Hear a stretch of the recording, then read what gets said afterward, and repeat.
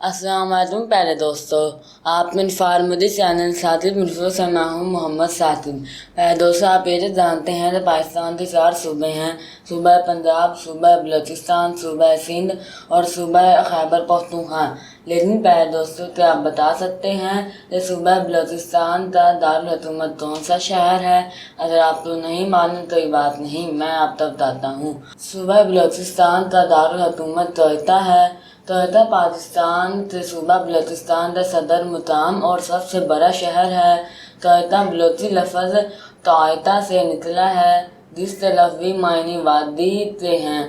क्वेटा शहर सतह में समंदर से तकरीबन 1700 मीटर से 1900 मीटर की बुलंदी पर वाक़ है और अपने बेहतरीन मेयार के फलों की पैदावार के लिए मशहूर है।